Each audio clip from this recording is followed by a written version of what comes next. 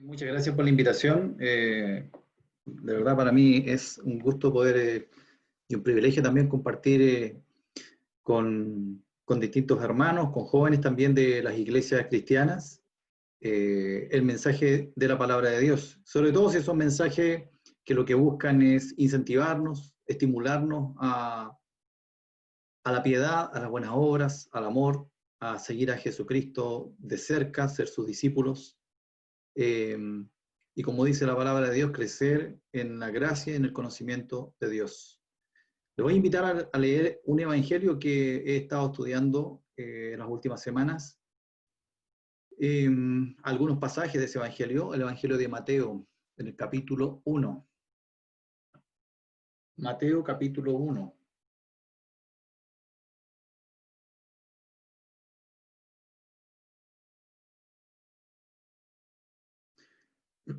Inmediatamente después de la genealogía de Jesucristo.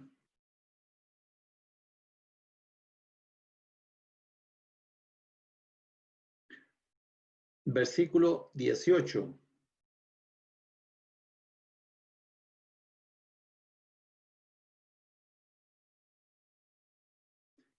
Dice así la palabra de Dios. El nacimiento de Jesucristo fue así.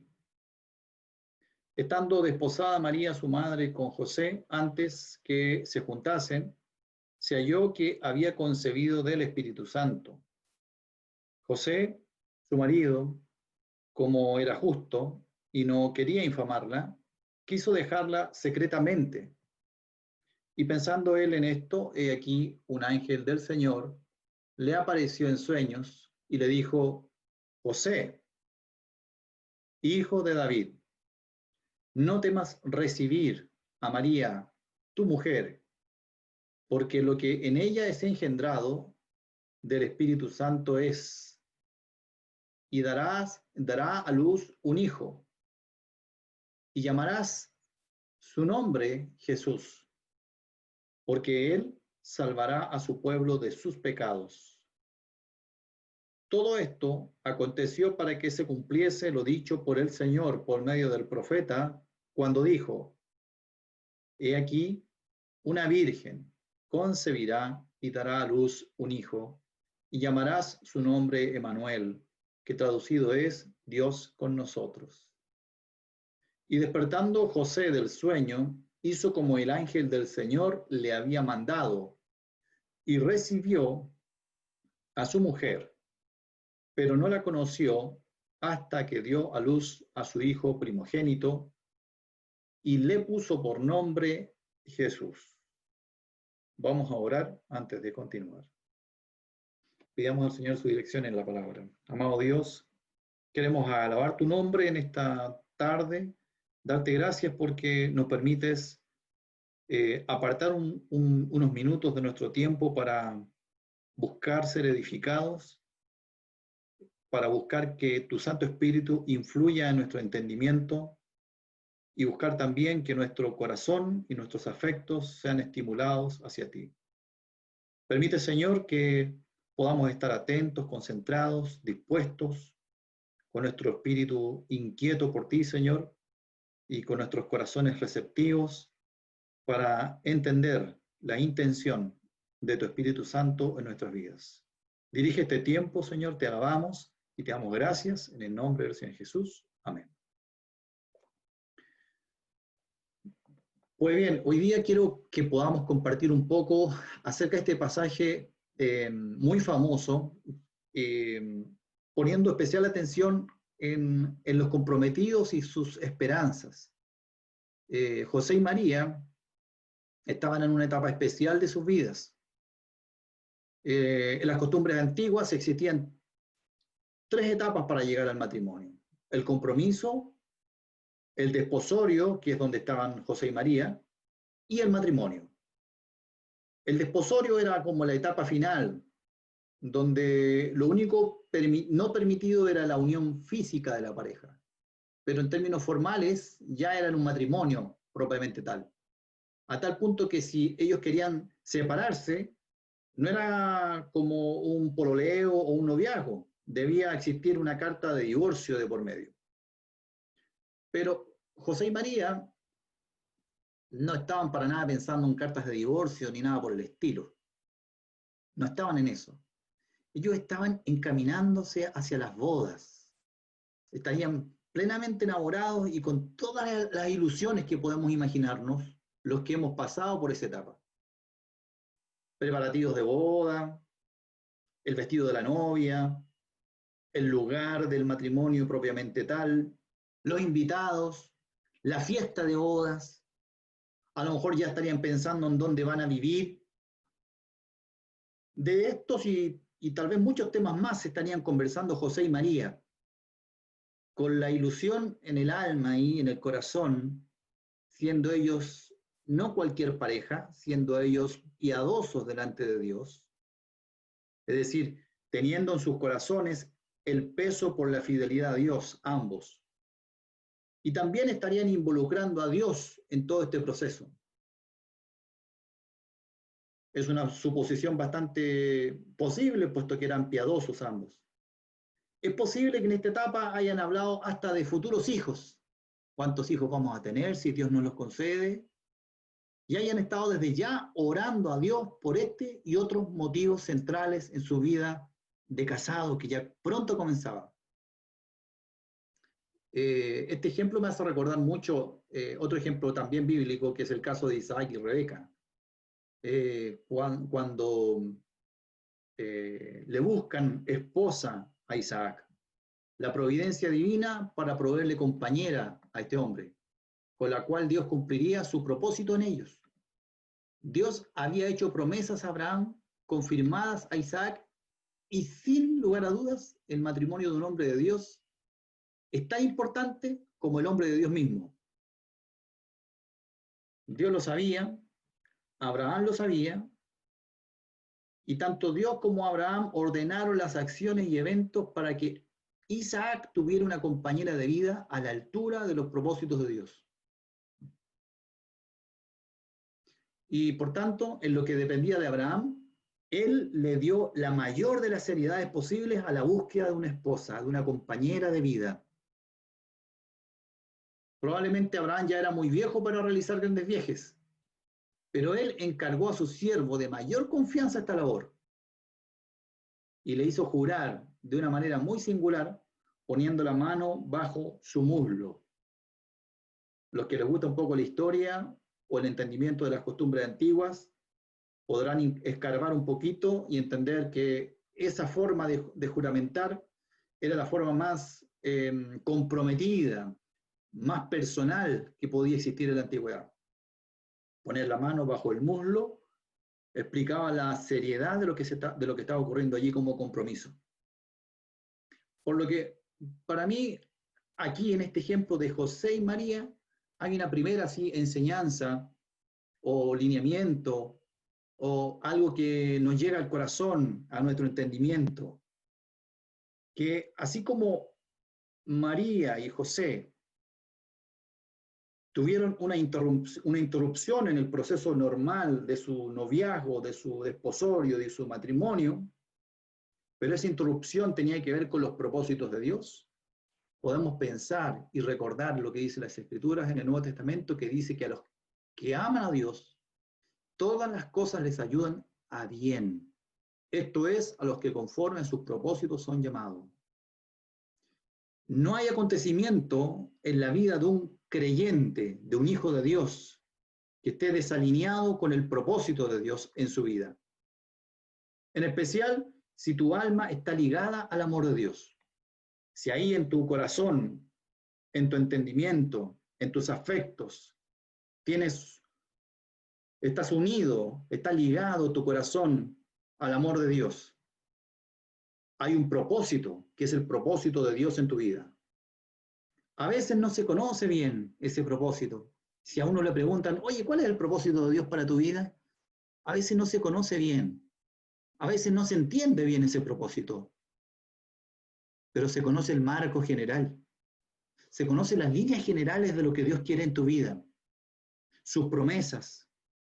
El carácter de Dios con que Dios te salvó, con que Dios te llamó, con que Dios te perdonó. Ese carácter de misericordia, ese carácter de amor. Y podemos confiar, muchachos, confiar en que todo estará bien. Que Dios se honrará con nuestra vida. Que de alguna manera mi vida podrá aportar al propósito misericordioso de Dios.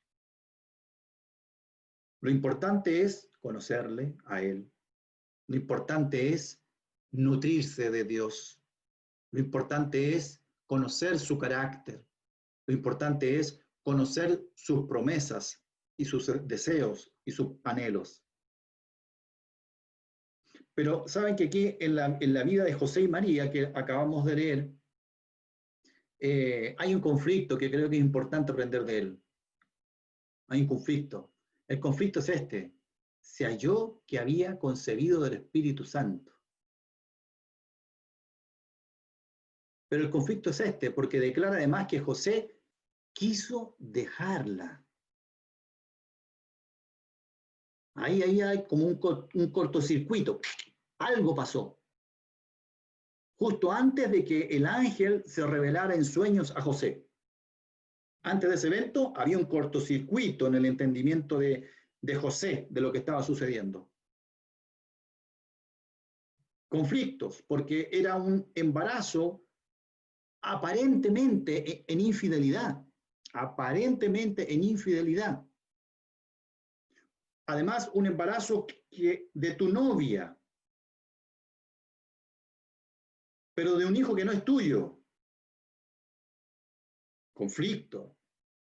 Un embarazo, además, fuera del periodo normal.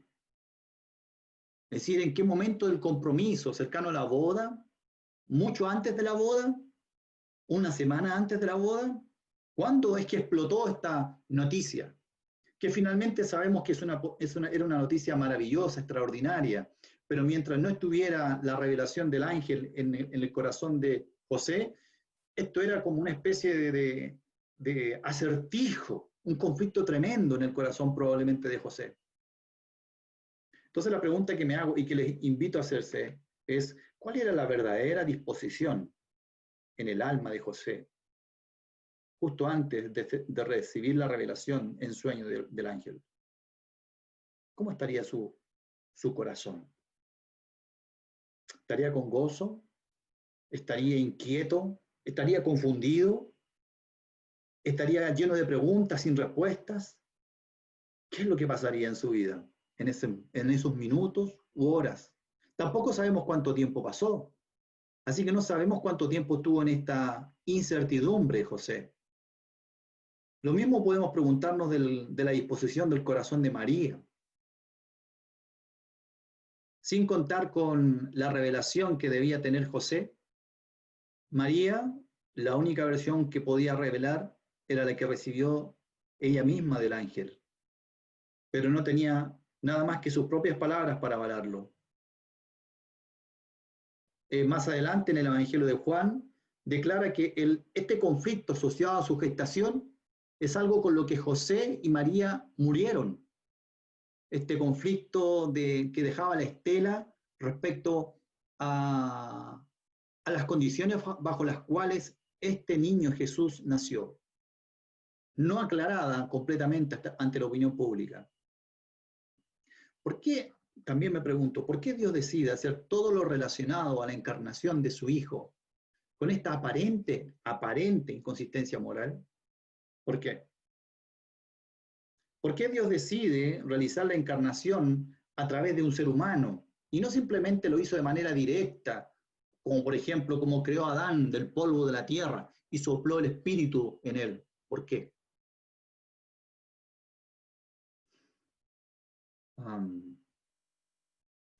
Volvemos a José y María. ¿Qué sucedería en estos momentos? Pónganse un poquitito, trasladen su pensamiento y su imaginación a aquellos momentos.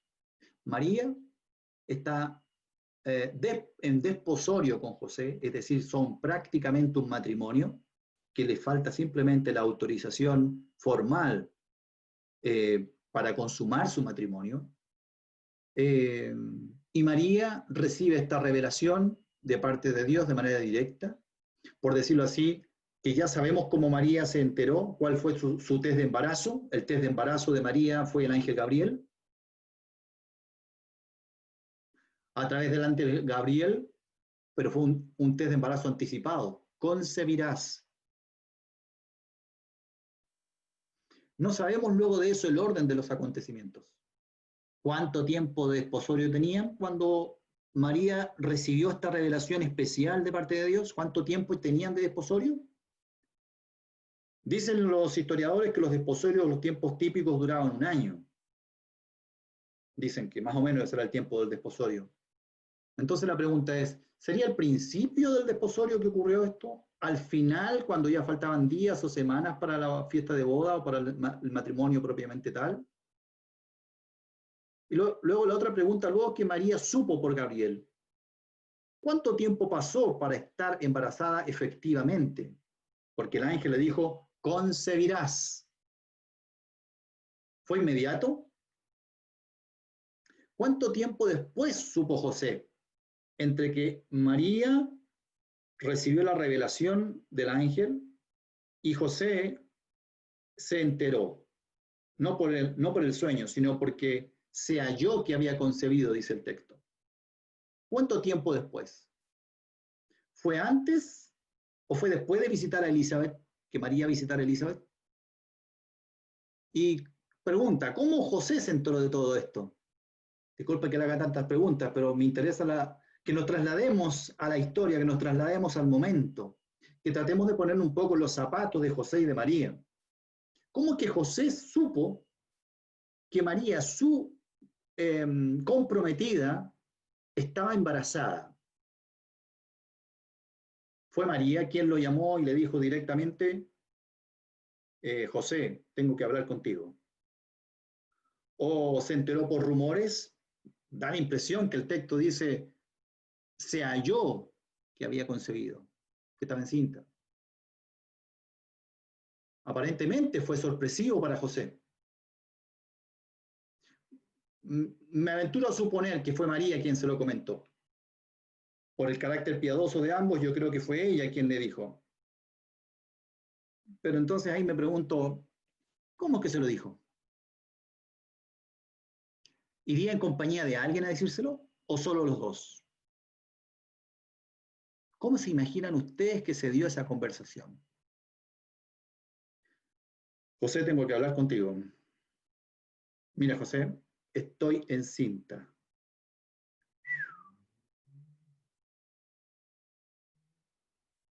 Pero calma, déjame explicarte.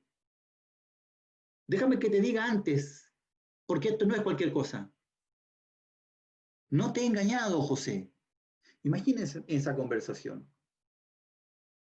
No te descompongas. Necesito hablar contigo algo extraordinario, algo maravilloso. ¿Cómo María, pónganse un poco en la posición de María, cómo María podría explicar un hecho tan extraordinario, tan milagroso y maravilloso a la vez, sin tener ninguna evidencia de que lo que de lo que ella ha dicho es lo que realmente sucedió? Y sin embargo, tener en su alma la convicción de que el propósito de Dios se cumpliría a través de ella. Como José, con los únicos elementos de juicio que tenía en esa conversación, podía escuchar tal versión de los hechos. ¿Y qué determinación podía adoptar al respecto? Recordemos que no vino inmediatamente el sueño con el ángel Gabriel, con el ángel a José. ¿Cuántos cuestionamientos emocionales pudo haberse hecho José en esos momentos? Fíjense, características. Un hombre justo, piadoso, temeroso de Dios, buscador de su voluntad, un hombre recto, y le sucede esto. Permítanme decirles algo, es una frase. Lo que Dios hace, querido amigo, hermano, lo que Dios hace tiene sentido, aun cuando no tenga sentido para nosotros.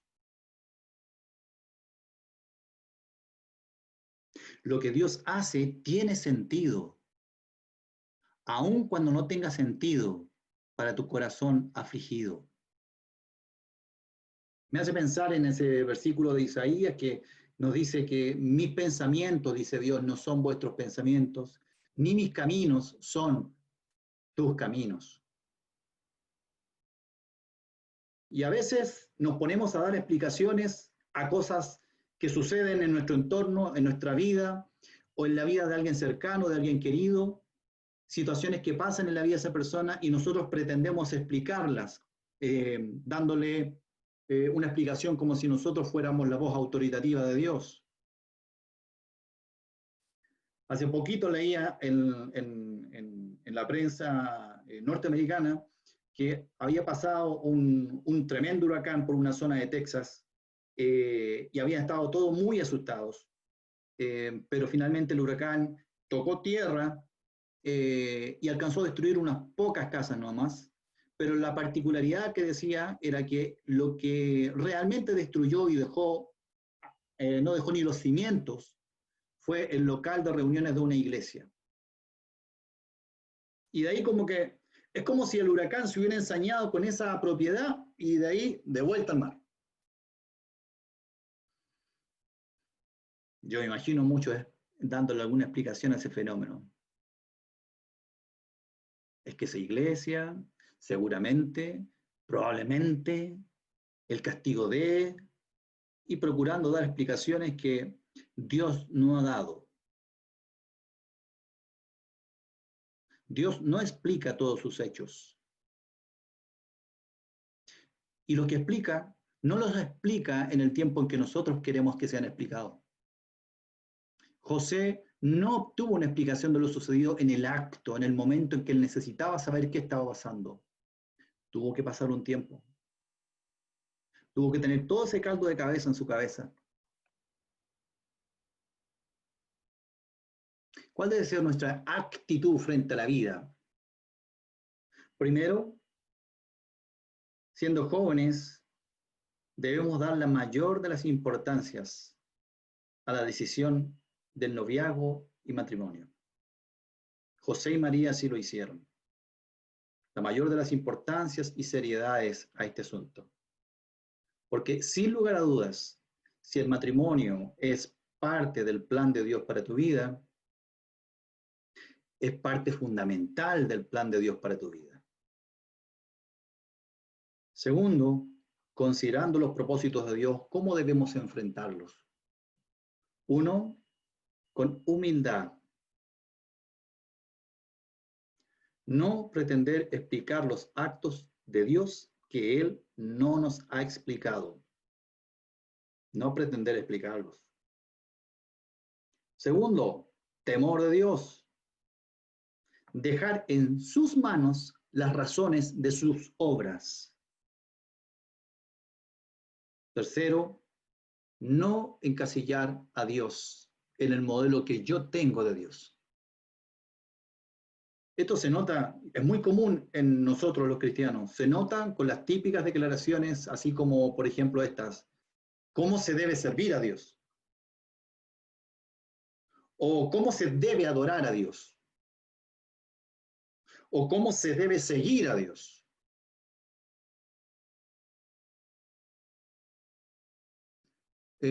Observo la actitud de José y aprendo. Él quiso dejarla secretamente. Es decir, él quiso dejarla. Aquí hay algo que no cuadraba con el espíritu de una unión matrimonial para José, en la mente de José. Justo antes de que el ángel se le revelara en sueño. Estoy hablando de ese momento, de ese tiempo, que no sabemos si fueron minutos, horas o días. Da la impresión que fueron horas. Pero había algo en ese tiempo vacío que no cuadraba en la mente y en el corazón de José, porque no estaba en el espíritu de una unión matrimonial. Esto que me está diciendo María, debe haber dicho él, tiene aspecto de infidelidad. Así probablemente podría pensarlo José. Tiene aspecto de infidelidad si no fuera por todo lo que María me explica. Es decir, esto es digno de un divorcio. Pero habría un gran pero. Probablemente, y estoy tratando de ponerme en el corazón de José, pero tengo una profunda inquietud respecto a todo lo que María me ha dicho sobre este engendramiento. ¿Y cuál es la inquietud, José? ¿Y si es verdad? Esa es la inquietud.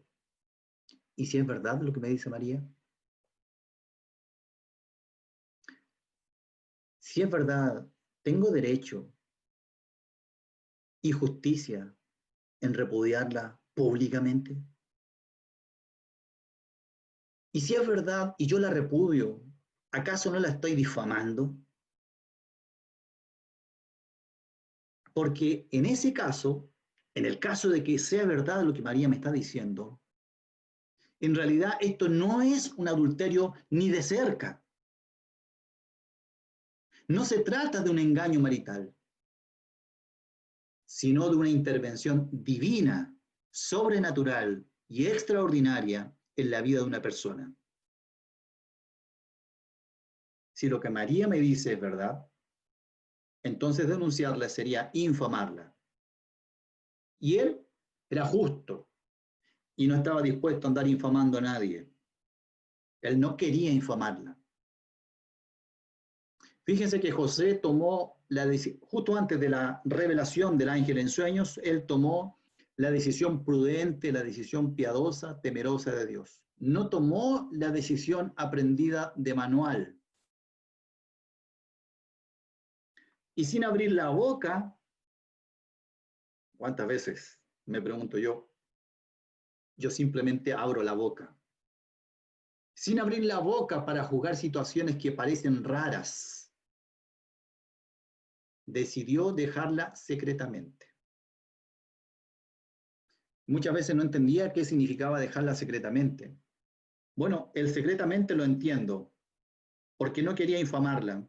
Él le dio un espacio de duda razonable, una posibilidad cierta de lo que María estaba diciendo era verdad. Y por tanto, en ese caso, yo la voy a estar difamando. No pretendo difamarla. Pero como lo que ella me dice es verdad, yo no soy parte de ese plan. Porque Dios ha hecho una intervención directa sobre María.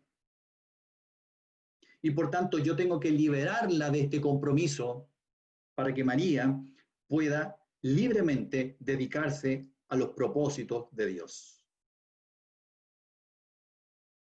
¿Saben que mucho más fácil hubiese sido para José si Dios se le hubiese aparecido en sueños antes de todo esto a José y le explicara con claridad y le hubiera dicho, tal como lo hizo después en sueños, le hubiera dicho todo lo que estaba pasando o todo lo que iba a pasar, le habría ahorrado a José todo este quebradero de cabeza.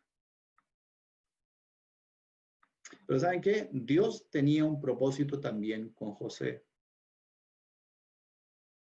Dios también estaba trabajando en el corazón de este hombre piadoso llamado José. Y el versículo 20 pone delante de nosotros la solución del conflicto y el propósito para José. Un ángel se le aparece en sueños mientras él pensaba y pensaba en esto. Imagínense ahora un poquitito ese sueño y la forma en que el ángel le habló. Hijo de David. ¿Qué le diría así? José, hijo de David. No es simplemente una presentación curricular, ¿eh? ¿Qué tanto sabría José que él mismo era del linaje del rey David? ¿Lo sabría? ¿Qué tan importante sería para José esa realidad de que, bueno, yo, José, soy descendiente del rey David? ¿Qué tan importante sería para él eso? ¿Sería algo súper relevante, algo medianamente relevante, algo sin importancia? Da lo mismo decir, ok, mi tatara abuelo fue el rey David, ok.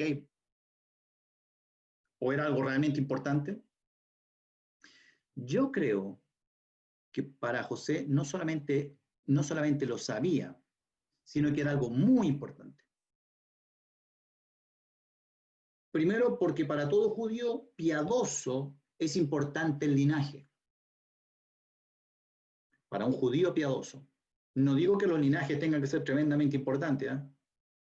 Yo mismo algún tiempo estuve involucrado tratando de encontrar mi linaje. Yo creo que la mitad del planeta estaba tratando de buscar su linaje en algún momento.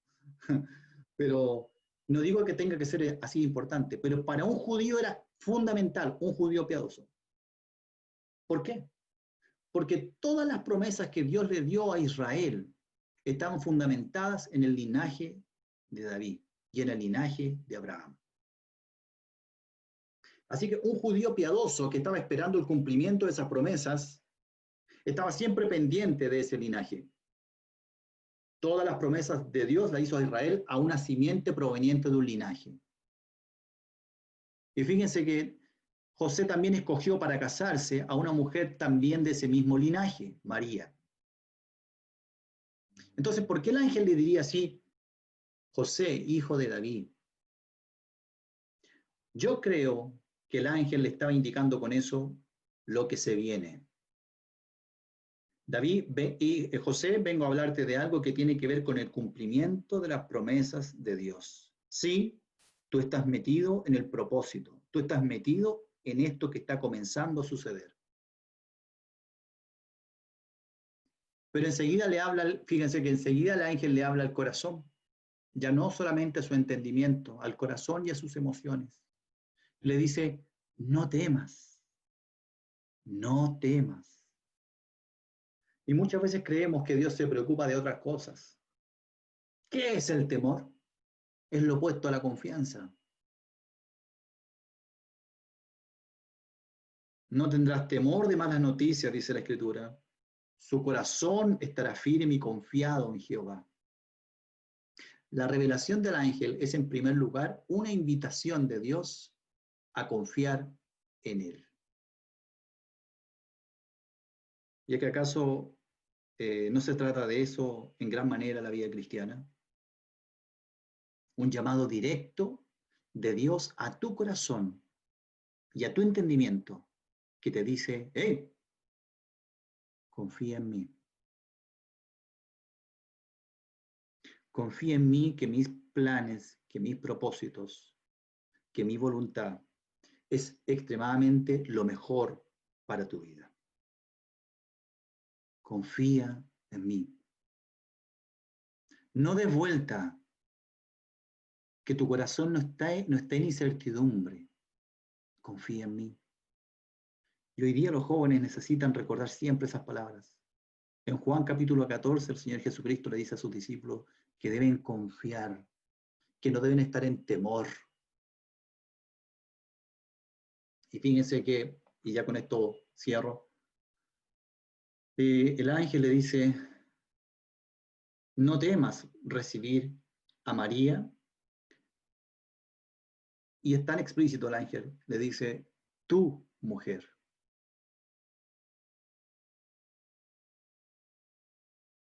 Aquí no ha pasado nada, José. Aquí es el propósito soberano y extraordinario y sobrenatural de Dios. No temas recibir a María, tu mujer. Y después le dice, es decir, restablece este vínculo de pareja. Le dice, porque lo que en ella se ha engendrado del Espíritu Santo es, y dará a luz un hijo, y no le dice, y su nombre será Jesús, ¿cierto? ¿Cómo le dice? Tú llamarás su nombre Jesús.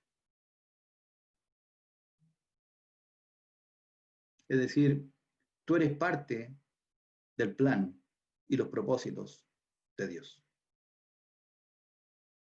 Entonces la pregunta es, ¿de qué manera tú siendo joven, estando en esta reunión virtual, siendo tal vez miembro de una iglesia, estás identificando el propósito o los propósitos de Dios en tu vida? ¿De qué manera al leer las Escrituras, al orar en la intimidad y en lo privado con Dios, estás buscando recibir de parte de Dios este mensaje directo al corazón y al entendimiento que te dice tú? ¿Qué es lo que tú tienes en tus manos? ¿Y de qué manera tú estás cuidando también eso que Dios ha entregado en tus manos? Y finaliza diciendo, dará a luz un hijo, llamará su nombre Jesús, porque él salvará a su pueblo de sus pecados. Y finaliza citando al profeta diciendo, todo esto aconteció para que se cumpliese lo dicho por el Señor por medio del profeta. He aquí una virgen concebirá y dará a luz un hijo y llamará su nombre Emmanuel. Después de esto dice, recibió a María, su mujer. Muy bien. Muchas gracias, hermanos, por la invitación. Espero que esta reflexión sirva para estimularnos y animarnos en nuestra vida cristiana. Gracias.